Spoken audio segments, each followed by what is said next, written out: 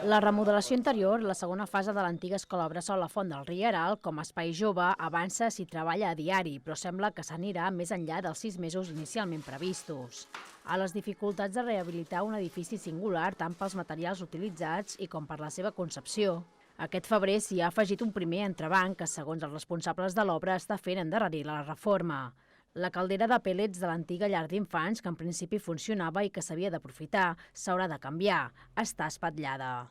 Quan estaven ja en marxa les obres, es van anar fent, es va engegar per posar en funcionament el terra radiant, però no ha deixat de funcionar.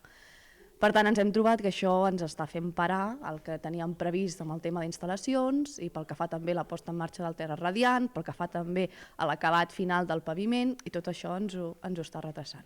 O sigui que a dia d'avui l'imprevist així més important és la caldera. La substitució de l'aparell i la reforma i adaptació de la sala de màquines costarà uns 26.500 euros que ja han estat aprovats per Junta de Govern. Serà una caldera aerotèrmica, amb previsió que en un futur pugui funcionar amb l'energia que produeixin les plaques solars per a autoconsum que s'han d'instal·lar a diversos equipaments municipals. La reforma interior de la Font del Rieral va arrencar fa 2 mesos i mig. De moment, la pavimentació del pati interior de l'antiga llar d'infants és una de les actuacions més visibles. Fins ara també s'ha realitzat la instal·lació elèctrica i s'estan executant els murs interiors. S'ha repicat parets i s'està aplicant morter de calç abans de la capa definitiva.